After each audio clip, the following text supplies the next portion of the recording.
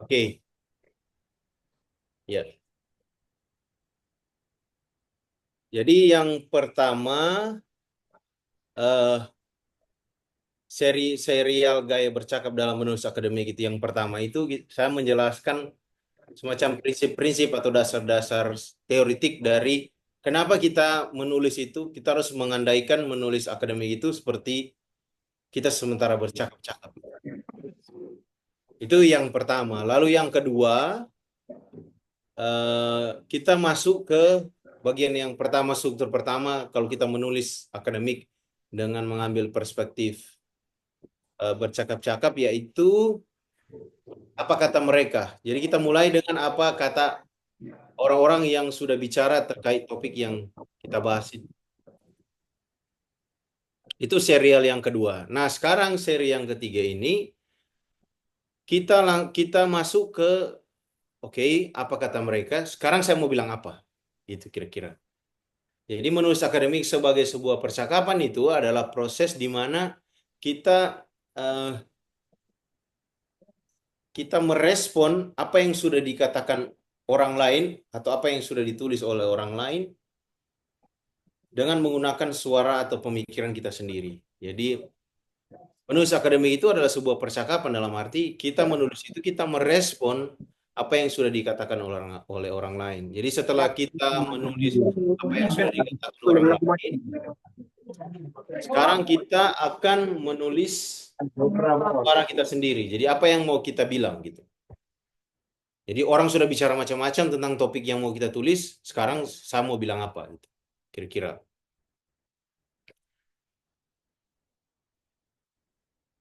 Seperti yang sebelumnya, perbincangan kali ini atau serial gaya bercakap menulis akademik ini saya ambil dari buku ini, They Say I Say. Jadi strukturnya They say apa kata mereka, lalu I say apa yang mau saya katakan gitu. Nah, sekarang kita masuk ke struktur yang kedua ini yaitu apa yang mau saya katakan.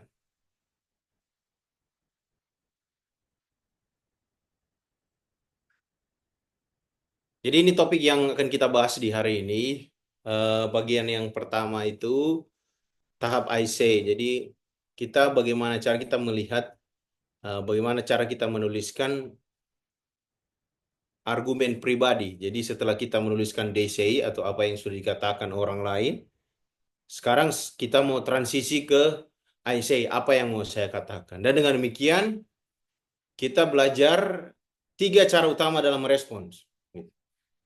Jadi setelah kita sudah tulis apa yang sudah dikatakan oleh orang lain, sekarang kita mau respon. Nah, tiga cara merespon itu sederhananya setuju, tidak setuju, lalu setuju dan sekalian tidak setuju gitu. Nah, ini posisi yang menarik. Tapi yang penting di sini di bagian IC ini kita belajar bagaimana cara kita menyatakan posisi kita gitu di tengah diskursus atau perbincangan yang sudah bergelora atau sudah sudah berjalan selama ini gitu. Lalu yang kedua eh, and yet ya and yet ini bahasa Inggris. Mungkin kalau mau diterjemahkan jadi eh, tapi saya tetap percaya kira-kira begitu. Eh, jadi kita bagaimana cara kita menandai perbedaan suara kita. Jadi kita dalam menulis kita perlu betul-betul jelas apa yang menjadi suara orang lain dan bagaimana suara kita. Jadi itu butuh markers gitu. Ada penanda-penanda di mana bagaimana cara kita menulis supaya kelihatan ini suara saya gitu. Lalu bagian yang ketiga di materi ini skeptics may object. Jadi bagaimana kita mengantisipasi dan menanggapi keberatan. Nah, ini penanda kalau saya baca-baca di media sosial ada beberapa orang yang berpengalaman mereka bercerita bahwa eh, perbedaan suara tadi voice markers I say ini lalu em, bagaimana kita mengantisipasi dan menanggapi keberatan itu penanda tulisan akademik. Lalu bagian yang keempat so what who cares gitu. Jadi kita bagaimana cara kita menunjukkan relevansi dan kepentingan dari argumen yang sementara kita bangun.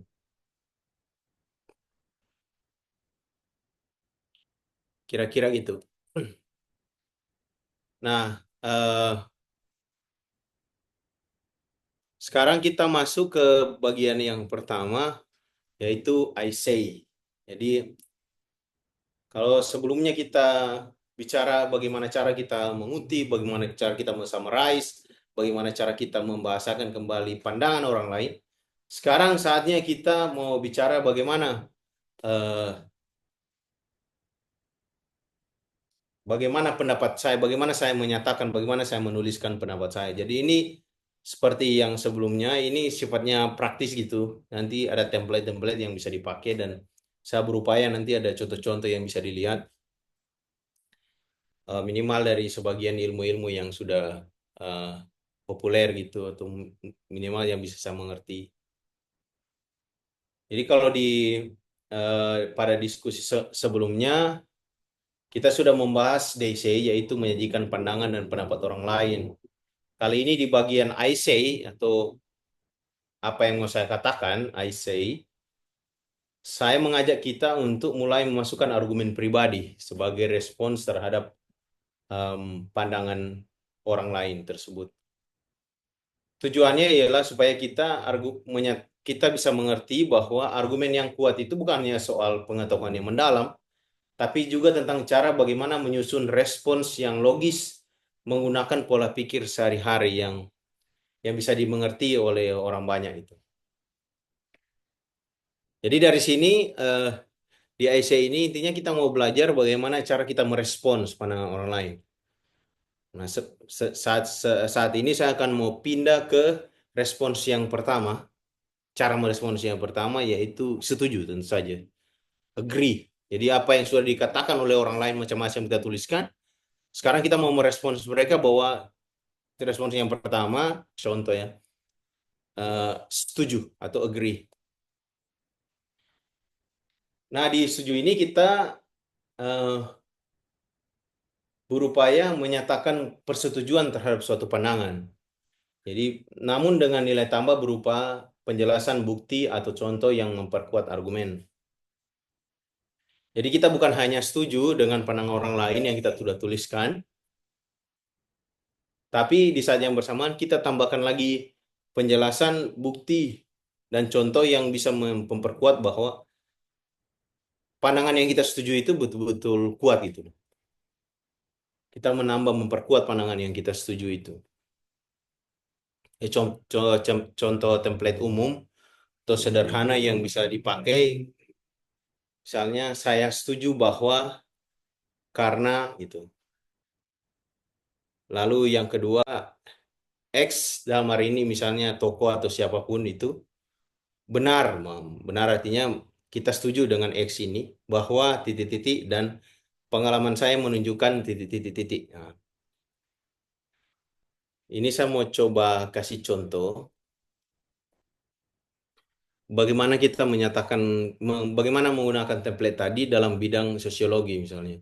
Saya mengerti bahwa contoh-contoh ini sangat spesifik dan teman-teman memakainya bisa sangat luas tergantung dengan topik yang sementara dibicarakan, tapi minimal kita ada gambaran lah bagaimana bagaimana kita menyatakan persetujuan kita, bagaimana menyatakan kesetujuan kita bahwa kita agree dengan pandangan tertentu. Nah, ini di dalam sosiologi. Misalnya di dalam sosiologi ini eh, kita mau bilang bahwa saya setuju bahwa dalam tanda kurung isu sosial merupakan masalah penting. Sebentar semua.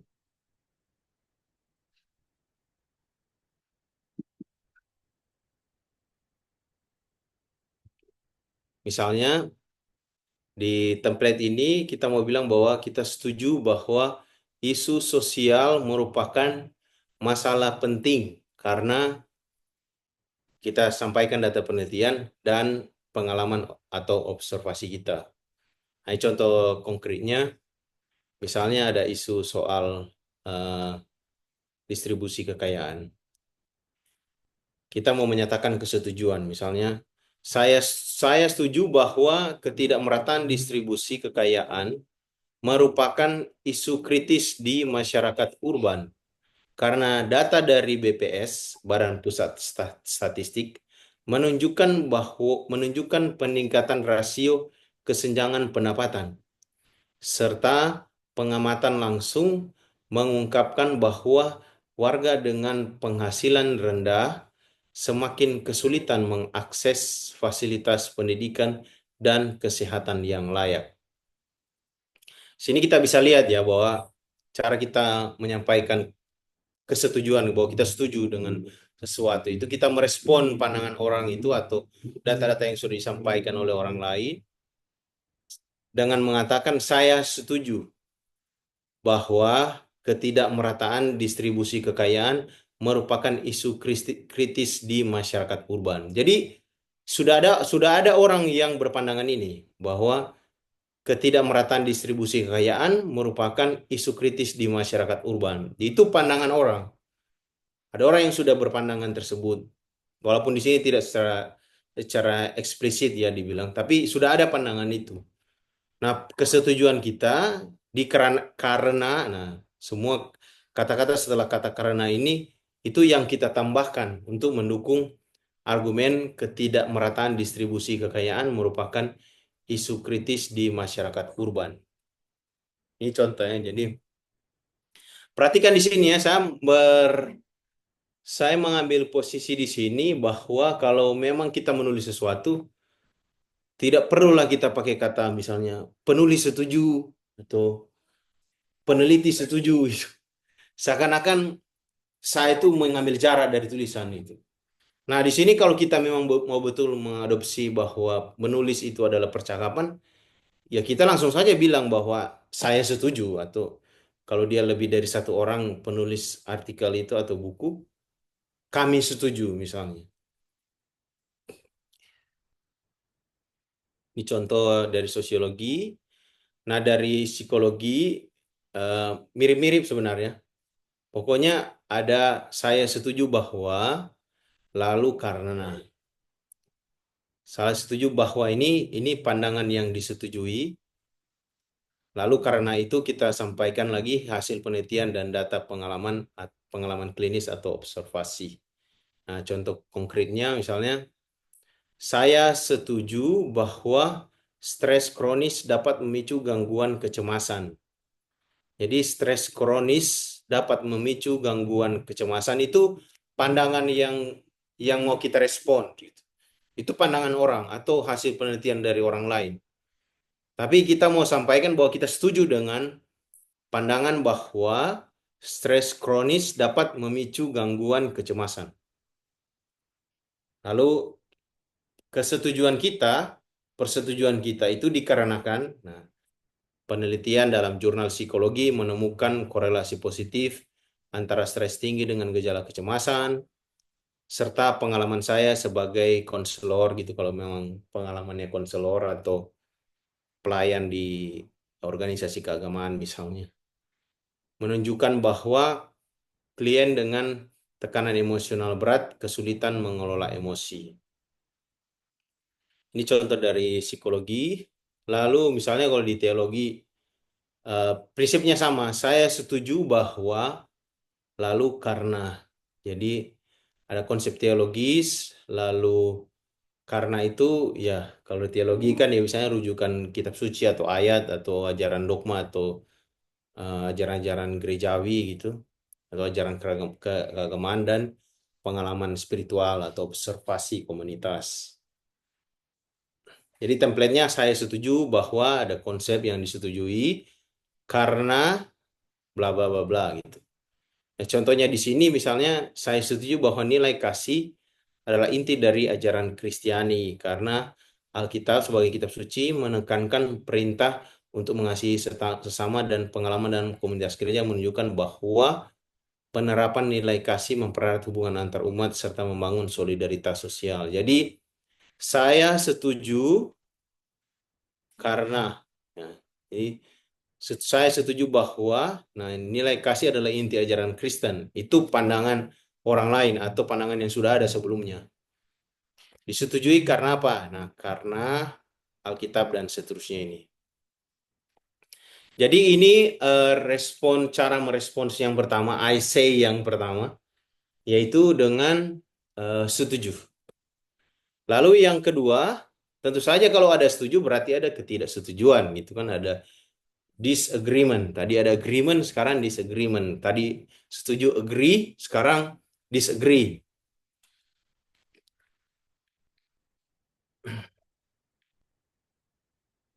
Nah, tidak setuju atau disagree ini tujuannya adalah kita mau menyatakan perbedaan pendapat dengan menyatakan alasan dan bukti yang mendukung penolakan terhadap pendapat tersebut. Jadi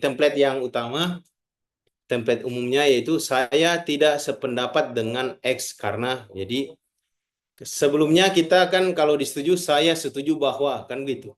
Kalau di sini yang eh, tidak setuju, dia jadi saya tidak sependapat dengan atau saya tidak setuju, bisa mirip itu.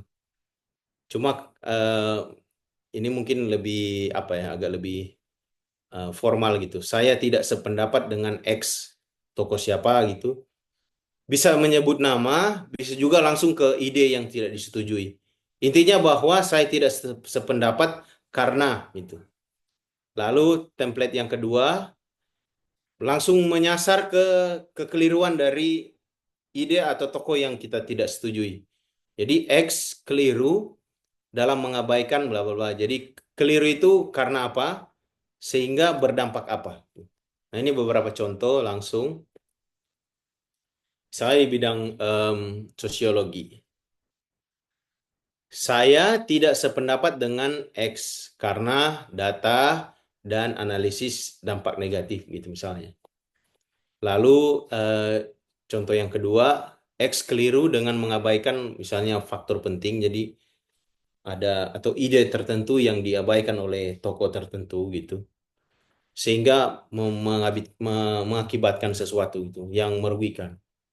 Contoh konkretnya di sini, saya tidak sependapat dengan pendapat bahwa kebijakan subsidi pemerintah secara otomatis mengurangi kemiskinan. Jadi ini konsep atau ide yang tidak disetujui. Jadi sudah ada orang berpandangan bahwa kebijakan subsidi pemerintah secara otomatis mengurangi kemiskinan. Itu pandangan orang.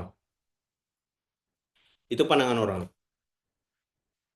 Nah, dan pandangan orang ini kita tidak setujui dengan mengatakan, dengan menuliskan saya tidak sependapat dengan pendapat atau pandangan bahwa.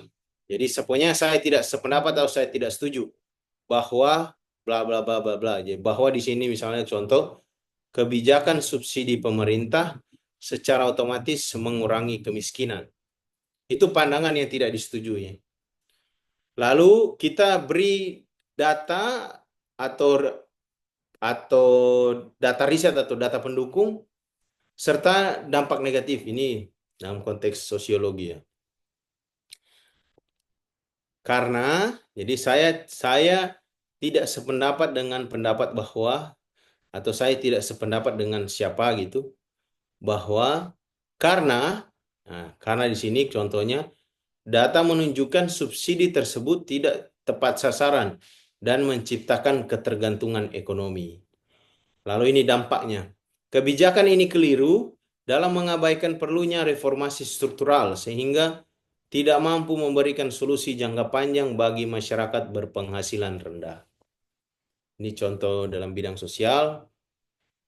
Dalam bidang psikologi dan teologi, eh, masih sama prinsipnya dengan sebelumnya. Saya tidak sependapat dengan pendapat X karena, jadi saya tidak sependapat dengan X karena hasil penelitian atau data lalu analisis konteks. Contoh konkretnya di sini, saya tidak sependapat dengan pandangan bahwa kecerdasan emosional dapat diukur secara universal melalui tes standar. Jadi pandangan bahwa kecerdasan emosional dapat diukur secara universal melalui tes standar itu adalah pandangan orang lain atau ide dari orang lain atau ide yang sudah ada sebelumnya yang mau kita sanggah gitu atau mau kita nyatakan ketidaksetujuan. Karena ini yang mengikuti ialah data hasil penelitian atau data-data teori, dan analisis konteks. Ya, misalnya ini karena penelitian menunjukkan variasi budaya yang signifikan dalam ekspresi dan pemahaman emosi. Gitu. Itu contoh dalam bidang psikologi. Lalu kalau di teologi, misalnya saya tidak sependapat dengan interpretasi si X gitu, atau siapa gitu, karena rujukan kitab suci atau teks-teks ajaran dogma atau ajaran teologis dan refleksi keagamaan. Nah, ini contohnya prinsipnya sama seperti tadi. Saya tidak sependapat dengan interpretasi yang menyatakan keselamatan hanya diperoleh melalui rahmat ilahi. Jadi interpretasi yang menyatakan keselamatan hanya diperoleh melalui rahmat ilahi itu pandangan yang sudah ada sebelumnya. Jadi konsepsi yang sudah ada sebelumnya, lalu mau kita sanggah dengan mengatakan saya tidak sependapat gitu. Nah, bukan hanya bilang tidak sependapat, tapi ada karenanya. Nah, karena apa? Karena kitab suci juga menekankan peran aktif manusia melalui perbuatan baik dalam mencapai keselamatan. Eh, Ini bagian yang kedua, respons yang kedua. Jadi respons yang pertama tentu kita menyampaikan ketidaksetujuan, setuju. Lalu yang ketiga, yang menarik menurut saya juga, seperti disampaikan oleh buku DCIC itu, ada saat dimana kita eh, setuju tapi tidak setuju di saat yang bersamaan gitu. Jadi kalau yang pertama tadi totally agree, sepenuhnya setuju. Lalu yang kedua sepenuhnya tidak setuju. Ada lagi yang ketiga, setuju dan tidak setuju di saat yang bersamaan. Nah, itu menarik. Coba kita lihatnya. Jadi setuju dan tidak setuju secara bersamaan, agree and disagree simultaneously, itu menunjukkan bahwa dalam satu argumen bisa terdapat elemen persetujuan sekaligus perbedaan. Misalnya pola, oke, yes, gitu. But, jadi iya, saya setuju, tapi, begitu misalnya. Atau misalnya, I'm of two minds. Um, saya setuju tapi tidak setuju juga gitu kira-kira. I'm of two minds. Contoh template umum di sini untuk menulis setuju dan tidak setuju di saat yang bersamaan. Misalnya, saya kira ini lumayan lumayan apa ya? Lumayan eh apa istilahnya? Barangkali lumayan sering juga kita dengar sebenarnya. Orang setuju dan tidak setuju di saat yang bersamaan. Kesan saya untuk memperlihatkan bahwa, apalagi kalau dalam konteks debat, bahwa kita tuh punya titik perjumpaan gitu loh. Bahwa ada hal yang kita tidak kita setuju bersama-sama, tapi di saat yang bersamaan ada hal yang kita tidak setuju. Itu hal yang biasa kalau kita misalnya membaca perdebatan secara tertulis, bahkan kalau kita mendengar video-video debat, sering itu orang ada setuju dan tidak setuju di saat yang bersamaan. Jadi misalnya begini, contoh template-nya, meskipun saya setuju bahwa, nah, saya tetap tidak sepenuhnya menerima bahwa itu. Jadi eh, oke, dia punya hal yang dia setujui, tapi di saat yang bersamaan ada hal yang dia tidak bisa terima.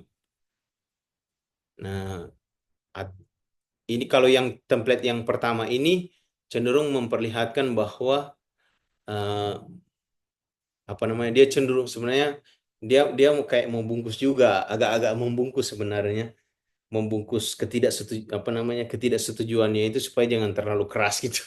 Kadang saya mendapat kesan seperti itu. Sebenarnya dia mau bilang bahwa saya tidak setuju, tapi dia mau angkat lagi bahwa kita tuh punya hal yang sama gitu loh. Walaupun kita berdebat, tapi kita punya titik temu gitu kira-kira. Ingin ingin agak-agak ingin melembutkan suasana itu. Kalau orang pakai style begini. Nah, yang style yang kedua itu saya punya dua pendapat tentang. Nah, ini dia mau coba agak-agak netral. Em, di mana saya setuju dengan, namun tidak setuju dengan gitu. Percaya atau tidak dalam menulis akademik, di tataran yang lebih kompleks gitu, orang cenderung pakai style ini, setuju dan tidak setuju di hal yang bersamaan. Karena em, apalagi dalam ilmu-ilmu yang sudah berkembang jauh gitu, maksudnya sudah lama sekali diteliti, kemungkinan kita untuk sepenuhnya tidak setuju itu kecil sekali. Kecil sekali karena eh, argumen-argumen sebelumnya yang sudah disampaikan itu sudah terlalu indah gitu loh. Sudah terlalu baik dan kecil kecil sekali kemungkinan kita untuk menyatakan saya sepenuhnya tidak setuju gitu loh. Kecil sekali kemungkinan. Selalu saja ada hal yang apalagi kalau dia sudah kompleks sekali perdebatannya, ada hal yang disetujui tapi ya supaya diskusinya berkembang, saya menyatakan ketidaksetujuan dalam hal yang lain gitu misalnya. Nah itu lumayan lumayan sering ditemui kalau kita baca-baca eh, tulisan mengenai perdebatan-perdebatan yang sudah lumayan lama dilakukan. Oke, kita kasih contoh, tapi ini contoh sekilas saja sebenarnya. Saya dalam bidang sosiologi, meskipun saya setuju bahwa, misalnya, meskipun saya setuju, jadi menyatakan kesetujuan bahwa kemajuan teknologi informasi membuka akses partisipasi politik. Oke, dia setuju bahwa ada satu pandangan yang bisa diterima, tapi saya tidak sepenuhnya menerima bahwa media sosial hanya membawa dampak positif gitu. Jadi dia setuju dengan kemajuan teknologi membuka akses, oke. Em, Media sosial atau teknologi informasi bisa membawa membuka akses partisipasi politik, oke. Tapi saya tidak bisa sepenuhnya menerima bahwa media sosial itu totally fine gitu, atau totally positif, atau sepenuhnya positif, nah juga gitu. Karena kenyataannya, kayak dia bilang tadi, karena penyebaran disinformasi juga meningkat dan menimbulkan polarisasi.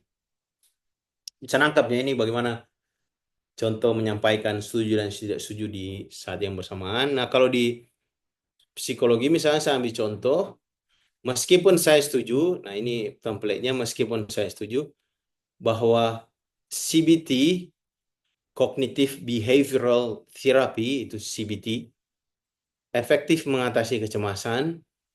Jadi dia setuju bahwa CBT itu efektif. Ini pandangan atau riset yang sudah ada sebelumnya. Dia setuju. Saya tidak sepenuhnya menerima bahwa CBT saja cukup untuk semua kasus. Jadi, oke, CBT itu efektif, tapi dia bukan obat panacea gitu. Satu obat untuk segala penyakit gitu kan istilahnya. Karena beberapa pasien rupanya membutuhkan kombinasi terapi interpersonal dan mindfulness. Jadi, oke, CBT itu jalan dan dia lumayan efektif mengatasi kecemasan, tapi overall ada pasien-pasien juga yang butuh kombinasi dengan pendekatan yang lain selain CBT. Nah, dalam hari ini misalnya interpersonal dan mindfulness. Dalam bidang teologi, misalnya tempelannya masih sama, bisa divariasikan juga teman-teman tergantung argumen yang kita bangun. Meskipun saya setuju bahwa misalnya konsep kasih adalah fondasi ajaran Kristen, oke. Ini pandangan konsep kasih adalah fondasi ajaran Kristen itu pandangan yang sudah ada sebelumnya yang dia setujui.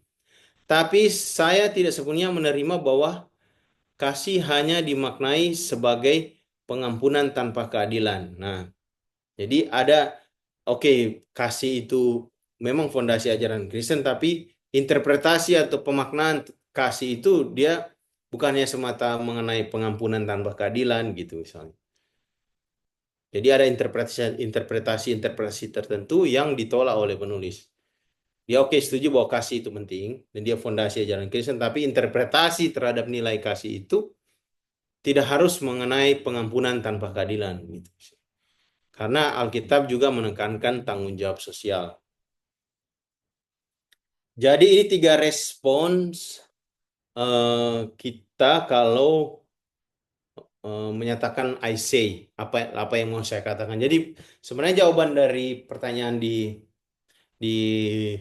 apa namanya saya sampaikan di dalam judul webinar atau diskusi kali ini itu, lalu saya mau bilang apa ya bilang tiga ini gitu. Dia bilang tiga ini. setuju, tidak setuju, atau setuju dan tidak setuju bersamaan. Gitu. Tiga itu cara meresponsnya. Nah, ini ada beberapa hal yang perlu diingat. Jadi kalau kita memakai kerangka tiga respons tadi itu, tiga respons utama itu, kita membantu pembaca untuk memahami kira-kira apa letak argumen kita, apa kekasan pemikiran kita. Dan ini penting sekali dalam menulis akademik. Dan percaya atau tidak, pengalaman saya jadi dosen selama ini, sulit sekali orang menyatakan ini. Sulit sekali. Orang cenderung tenggelam dalam pandangan-pandangan orang lain gitu. Kita tuh sulit meletakkan sebenarnya, you mau bilang apa kalau gitu.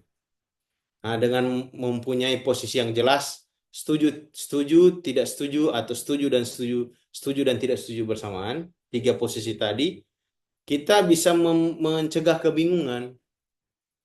Kita mencegah kebingungan pembaca gitu loh. Dan di saat yang bersamaan kita membentuk semacam peta mental. Argumen kita yang jelas itu bagaimana. Jadi itu eh, bagaimana cara kita merespons orang lain atau pandangan yang sudah ada. Kita merespon what they say, merespon apa kata orang lain dengan cara tiga model tadi, tiga cara merespon tadi. Nah, setelah ini materi-materi selanjutnya bagian yang kedua, ketiga, dan keempat itu lebih ke hal teknis gimana cara kita betul-betul eh, respon kesetujuan tidak setuju maupun setuju dan tidak setuju saat yang bersamaan itu dengan cara yang lebih jelas. Cara yang pertama untuk memperjelas pandangan kita adalah dengan menggunakan voice markers. Voice markers. Voice markers itu eh, penanda mana yang membuat, mana yang memberi petunjuk bagi pembaca, mana pandangan orang dan mana pandangan saya gitu. Mana pandangan orang lain, mana pandangan saya. Jadi contoh teknik ya penulisan yang sangat membantu pembaca itu misalnya penggunaan tanda kutip untuk pandangan orang lain, lalu frase transisional atau frase perpindahan, maksudnya menunjukkan bahwa oke, ini pandangan orang lain, sekarang kita mau pindah ke pandangan saya gitu. Itu voice markersnya transisional seperti namun, tetapi, atau tapi saya tetap percaya. Tapi saya tetap percaya ini sebenarnya and yet, terjemahan dari bahasa Inggris yang saya buat gitu. Oke, contohnya misalnya di bidang sosiologi. Menurut Anderson, nah orang kalau belajar sosiologi sudah pasti tahu lah. Benedict Anderson, kita pakai tanda kutip di sini. Modernisasi telah mengikis ikatan komunitas tradisional. Tutup kutip. Jadi yang ada di dalam tanda kutip ini itu adalah pandangan si Om Ben ini, Ben Anderson ini, tanda kutip ini. Jadi dia mulai menggunakan voice marker yang pertama yaitu tanda kutip. Lalu kita mau pindah eh, ke pandangan saya, dari pandangan Anderson pindah ke pandangan saya pakai frase transisional ini, namun saya berpendapat, nah ini sudah jelas sekali lah. Sudah kontrasnya sudah jelas, ini pembaca sudah sangat-sangat dibantu. Pertama dia pakai kata menurut, lalu dia pakai tanda kutip untuk memperjelas bahwa ini pandangannya Anderson ini. Lalu dia pakai frase transisional, baru dia bikin kontras dari kata menurut tadi. Menurut Anderson, lalu saya berpendapat. Nah, ini sudah sangat membantu pembaca. Ini sangat menyenangkan hati pembaca. Dalam konteks orang submit untuk publikasi, sangat membantu reviewer. Namun, saya berpendapat bahwa globalisasi membuka peluang untuk pembentukan komunitas virtual yang memperkuat solidaritas sosial. Jadi si Anderson ini dia menyerang modernisasi, oke.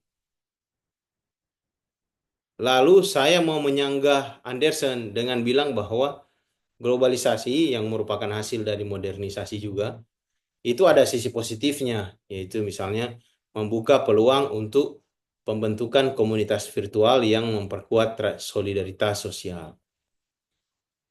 Itu contoh dari sosiologi.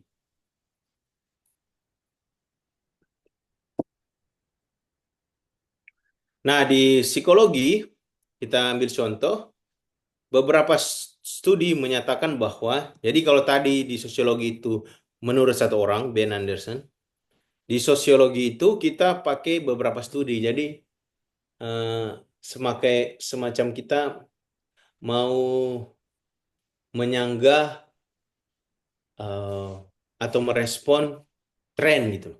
Tren-tren dalam riset. Nah, bisa diwakili dengan beberapa studi menyatakan bahwa gitu. Lalu ada tanda kutip seperti biasa untuk menyatakan bahwa ini kutipan atau pandangan orang lain. Lalu pakai frase transisional. Dalam hal ini tetapi. Kalau tadi pakai namun, sekarang pakai tetapi. Tetapi saya berargumen bahwa, nah ini tadi kan bilang beberapa studi menyatakan bahwa, baru sekarang ganti. Saya berargumen bahwa, jadi si penulis ini dia mau membuat transisi dari oke, pandangan orang beberapa studi bilang bla bla bla bla. Sekarang saya mau bilang ini. Nah, kira-kira begitu.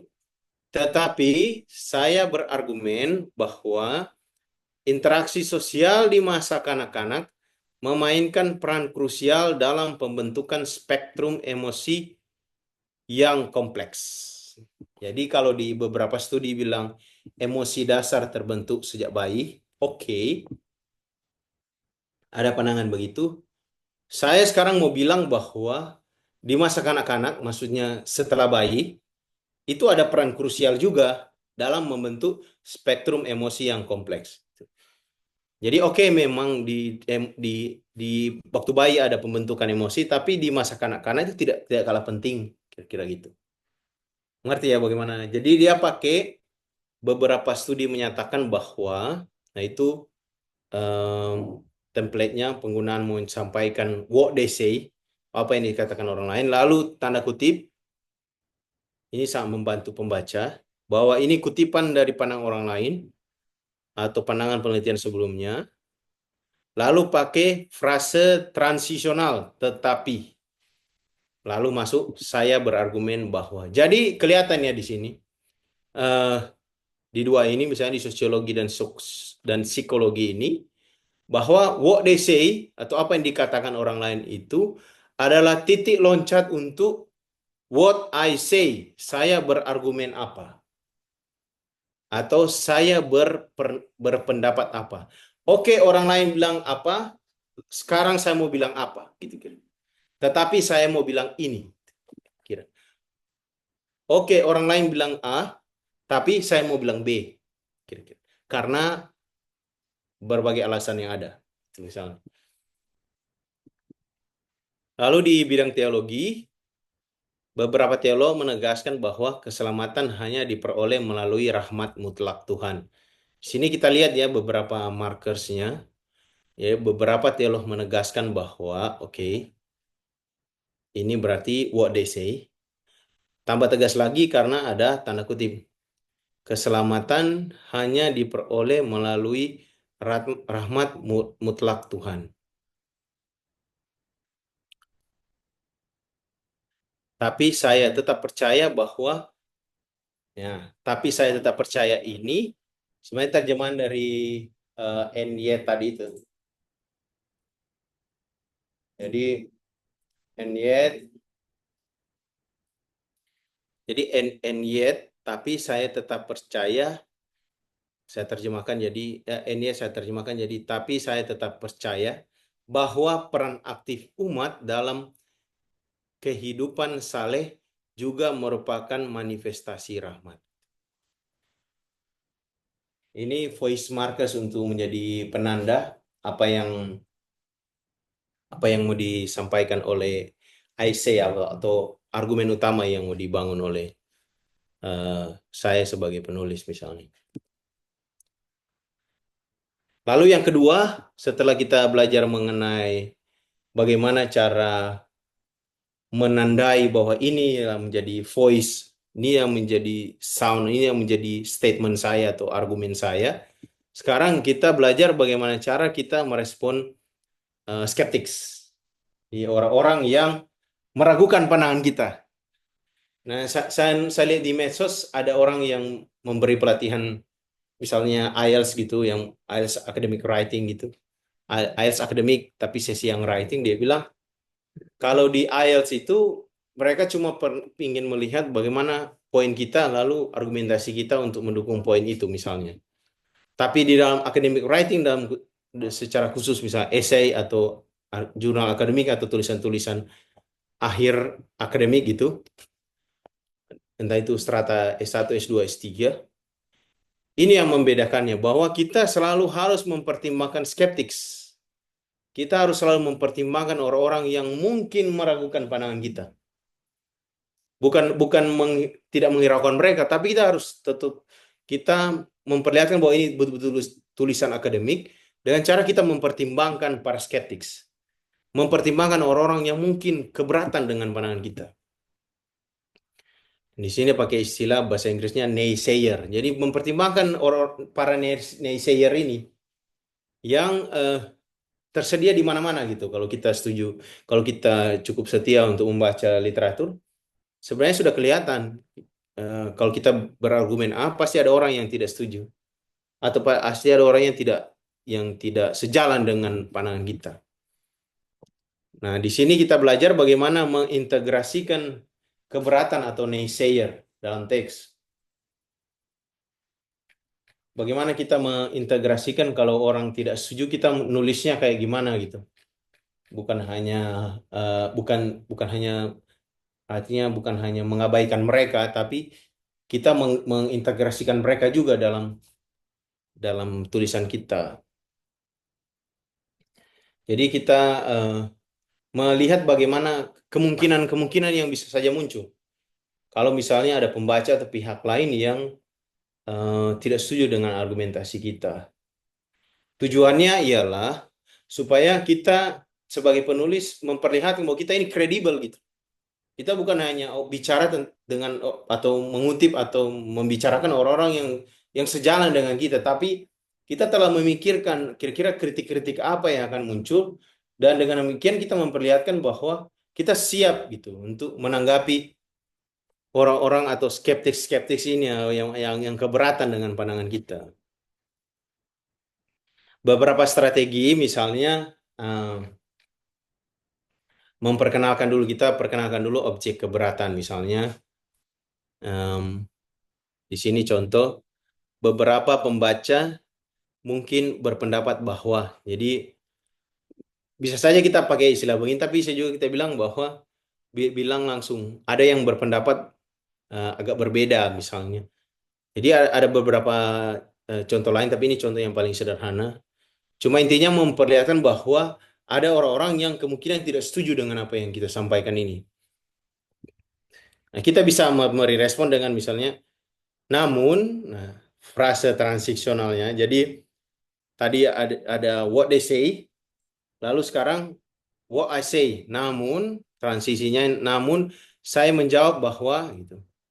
Atau misalnya bilang, meskipun demikian, bukti menunjukkan bahwa. Jadi kita merespon orang-orang yang atau pandangan-pandangan yang mungkin berseberangan dengan kita. Nah, contoh kasus seperti biasa, ambil dari bidang sosiologi misalnya, beberapa pembaca mungkin berpendapat bahwa gentrifikasi itu misalnya kita memindahkan orang ke daerah baru tapi orang-orang ini yang kita pindahkan ini mereka kuat secara ekonomi, sehingga mereka dipindahkan ke daerah yang lemah secara ekonomi misalnya. Jadi ada pandangan bahwa gentrifikasi hanya membawa manfaat yang baik gitu misalnya, seperti peningkatan infrastruktur.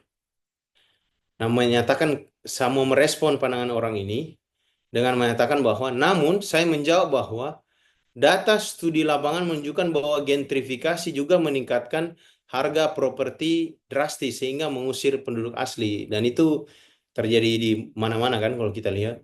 Kalau ada daerah yang masih belum berkembang secara ekonomi atau belum terlalu modern dibanding daerah yang urban, kalau ada orang-orang yang berekonomi kuat pindah ke situ, harga tanah, harga barang-barang situ naik gitu. Sehingga penduduk asli yang kemampuannya berbeda atau kemampuannya rendah, itu kemungkinan besar akan pindah ke tempat lain.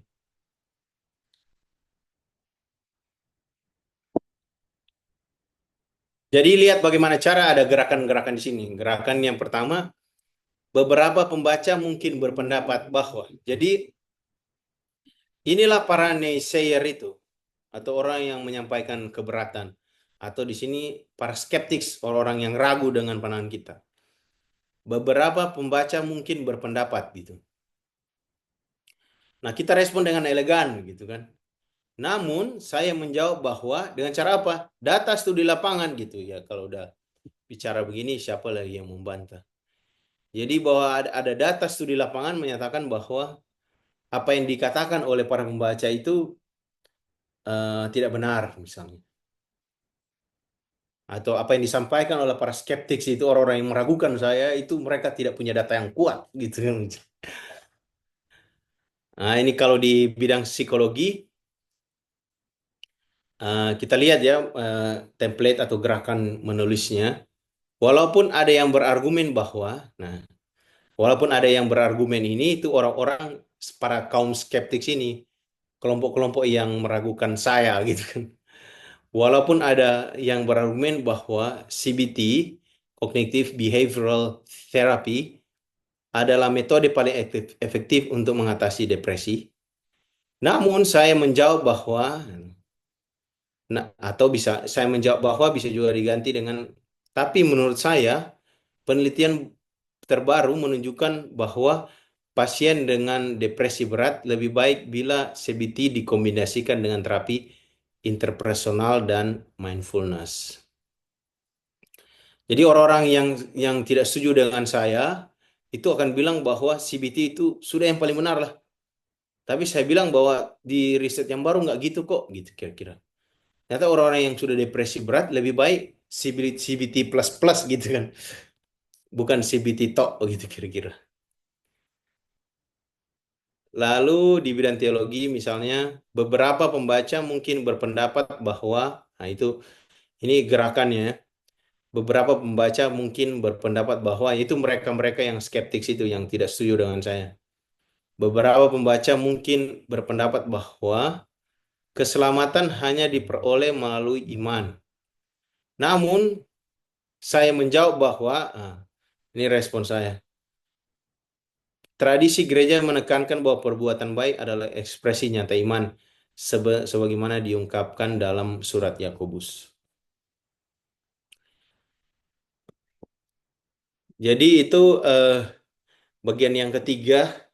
Jadi sejauh ini kita sudah pelajari bagaimana merespon tiga respon tadi. Setuju, tidak setuju, lalu setuju dan tidak setuju di saat yang bersamaan. Lalu bagaimana cara kita menandai mana respon kita, voice marker. Selalu yang ini bagaimana cara kita mengantisipasi atau merespon orang-orang yang kemungkinan tidak setuju dengan kita. Termasuk ke bagian yang terakhir yaitu uh, so what atau who cares. Nah, who cares ini seringkali di apa istilahnya? Seringkali dicuekin gitu oleh penulis akademik karena orang mengasumsi bahwa yang membaca tulisan kita itu sudah betul-betul percaya bahwa ini penting, apa yang kita buat ini penting. Padahal sebenarnya tidak. Kita perlu terus-menerus menjawab pertanyaan so what gitu untuk menunjukkan bahwa ada relevansi dan kepentingan argumen yang semua yang kita tulis ini. Di saat ini kita perlu menyatakan secara eksplisit mengapa argumen dan temuan yang sementara kita bicarakan itu penting. Apa dampaknya misalnya kalau kita pandangan atau argumen kita diterima, lalu konsekuensi positifnya yang mungkin terjadi. Strateginya ialah dengan eh, mengaitkan argumen yang kita buat dengan isu nyata yang relevan, misalnya kesehatan, pendidikan, atau masalah sosial. Lalu pertanyaan yang kedua, kira-kira who cares gitu? Siapa yang mau peduli dengan apa yang kita bicarakan ini? Caranya dengan mengidentifikasi pihak-pihak yang berkepentingan atau atau mungkin terdampak oleh argumen yang sementara kita bangun ini ya. Contoh template-nya misalnya penelitian ini penting bagi gitu. Lalu jika penelitian ini terbukti misalnya maka akan berdampak pada. Nah, ini beberapa ada contoh yang seperti biasa yang bisa saya sampaikan. Misalnya kembali ke soal gentrifikasi tadi, yaitu bagaimana orang-orang dengan ekonomi kuat itu pindah ke daerah yang ekonominya rendah. Sowatnya apa? Sowatnya temuan bahwa gentrifikasi menyebabkan pengusiran penduduk asli penting. Penting karena ini kelanjutan tradisi kolonial. Karena jika tren ini berlanjut, identitas dan kohesi sosial komunitas tradisional dapat terkikis, menyebabkan perpecahan sosial dan hilangnya keragaman budaya.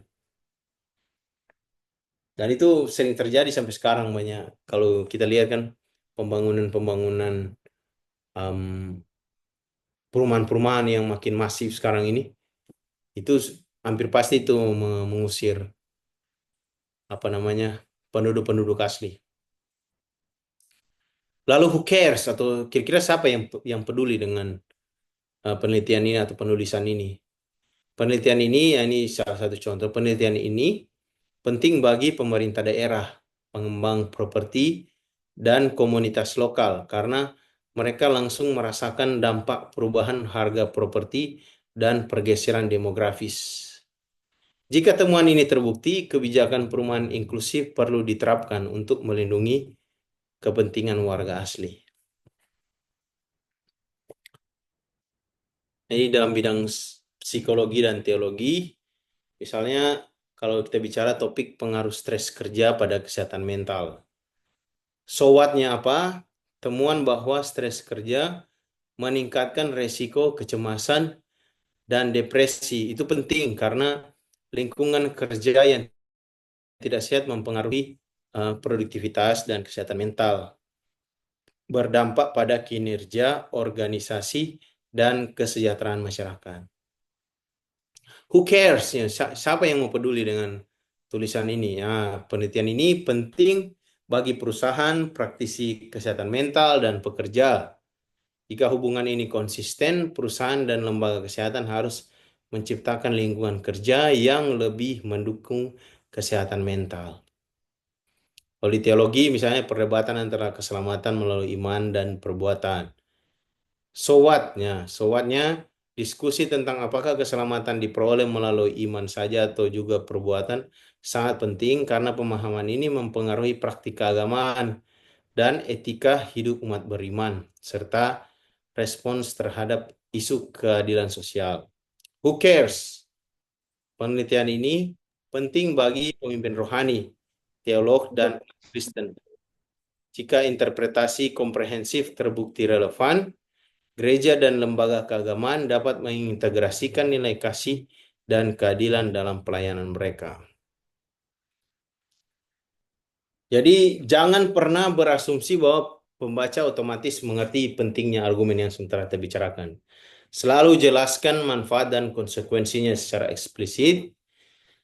Lalu hubungkan data dan pendapat dengan isu nyata yang relevan untuk meningkatkan keterlibatan pembaca.